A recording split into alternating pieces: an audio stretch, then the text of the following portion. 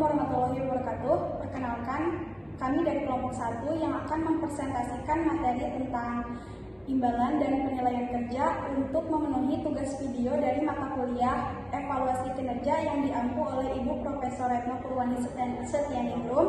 Perkenalkan, nama saya Irma Rahmawati dan rekan saya. Perkenalkan, nama saya Putri Genova. Saya Tiffany Yolanda. Saya Balkis Ilmaknun Sila. Saya Raja. Selanjutnya kita mulai untuk presentasi. Selanjutnya saya akan menjelaskan tentang pengertian imbalan atau kompensasi, yaitu adalah faktor penting yang mempengaruhi bagaimana dan mengapa orang-orang bekerja pada suatu organisasi dan bukan pada organisasi yang lainnya. Imbalan adalah fungsi manajemen sumber daya manusia yang berkaitan dengan semua bentuk penghargaan yang dijanjikan akan diterima pegawai sebagai imbalan dari pelaksanaan tugas dan upaya pencapaian tujuan organisasi. Slide selanjutnya, hubungan manajemen, kinerja, dan imbalan. Ada 2 poin, yaitu secara dasar. Yang pertama, manajemen kinerja merupakan rangkaian kegiatan yang dimulai dari perencanaan kerja, pemantauan atau peninjauan kinerja, penilaian kinerja, dan tindak lanjut berupa pemberian penghargaan dan hukuman. Poin kedua, menurut Edi Kusuma 2013, yaitu manajemen kinerja merupakan suatu proses manajemen yang dirancang untuk menghubungkan tujuan organisasi dengan tujuan individu sedemikian rupa, sehingga baik tujuan individu maupun tujuan perusahaan dapat bertemu. Pencapaian individu sekaligus pencapaian perusahaan merupakan tujuan dari manajemen kinerja yang seharusnya berjalan saling berkaitan erat. Baik, selanjutnya di sini saya akan menjelaskan tujuan dari pemberian imbalan menurut Gito Sudarmo tahun 2015. Yang pertama itu ada untuk memotivasi anggota organisasi, yang kedua untuk membuat pekerja yang sudah ada merasa nyaman dan senang, yang ketiga untuk menarik orang-orang yang berkualitas. Selanjutnya di sini ada faktor-faktor yang mempengaruhi. Yang pertama, tingkat upah dan gaji yang berlaku, yaitu melalui survei berbagai sistem upah dan gaji yang diterapkan oleh berbagai organisasi dalam suatu wilayah tertentu.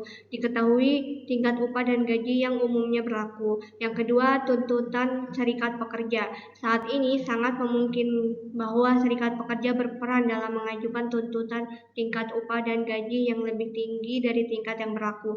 Yang ketiga, produktivitas, yaitu agar suatu organisasi mampu mencapai tujuannya, maka diperlukan tenaga kerja yang produktif. Yang keempat, kebijaksanaan organisasi mengenai upah dan gaji. Dalam hal ini, kebijaksanaan organisasi bukan hanya dilihat dari gaji pokok, akan tetapi berbagai komponen lain dari kebijaksanaan tersebut seperti tunjangan jabatan, tunjangan istri, tunjangan anak, tunjangan transportasi, bantuan pengobatan, bonus, dan sebagainya. Dan yang terakhir ada peraturan perundang-undangan. Pemerintah memiliki peran penting dalam bidang ketenagakerjaan. Selanjutnya yaitu instrumen-instrumen imbalan. Yang pertama ada imbalan harus mempunyai daya tarik bagi tenaga kerja yang berkualitas tinggi untuk bergabung dengan organisasi. Imbalan harus merupakan daya tarik kuat untuk mempertahankan tenaga kerja yang sudah berkarya dalam organisasi. Yang kedua ada imbalan yang mendukung prinsip keadilan. Yang dimaksud dengan prinsip keadilan ialah bahwa secara internal para pegawai yang melaksanakan tugas sejenis mendapat imbalan yang sama. Yang ketiga ada menghargai perilaku positif. Seharusnya sistem kompensasi harus mencerminkan penghargaan organisasi terhadap perilaku positif karyawan yang mencakup berbagai hal seperti prestasi kerja yang tinggi, pengalaman, kesediaan memikul tanggung jawab yang lebih besar, kejujuran, ketekunan, dan perilaku positif lainnya. Selanjutnya ada bentuk imbalan terhadap penilaian kinerja. Yang pertama, imbalan ekstrinsik. Imbalan ekstrinsik dapat berbentuk bunga antara lain misalnya gaji, upah, honor, bonus, komisi, insentif, upah, dan lainnya. Yang kedua ada imbalan intrinsik, yaitu imbalan dalam bentuk intrinsik yang tidak berbentuk fisik dan hanya dapat dirasakan berupa kelangsungan pekerjaan, jenjang karir yang jelas, kondisi lingkungan kerja, pekerjaan yang menarik, dan lain-lain.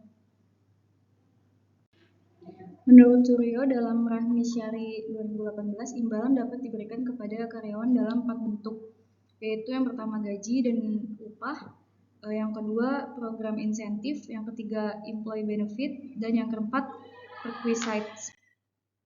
Sistem imbalan yang diterapkan oleh satu perusahaan biasanya tidak sama dengan perusahaan lainnya. Misalnya, dalam paket kompensasi finansial, langsung ada perusahaan yang memberikan upah saja tanpa tunjangan, tetapi ada pula perusahaan yang menambahkan insentif sebagai perangsang kinerja karyawan.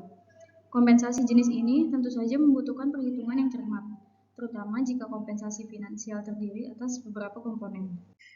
Selanjutnya itu kesimpulan. Jadi, imbalan dan penilaian kerja merupakan dua aspek penting dalam manajemen sumber daya manusia. Imbalan mencakup gaji, tunjangan, dan insentif sebagai bentuk penghargaan terhadap kinerja karyawan.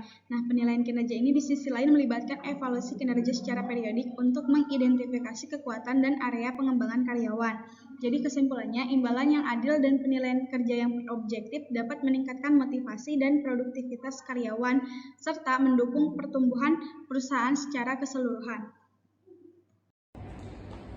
Sekian presentasi dari kelompok kami, kurang lebihnya mohon maaf. Wassalamualaikum Wassalamualaikum warahmatullahi wabarakatuh.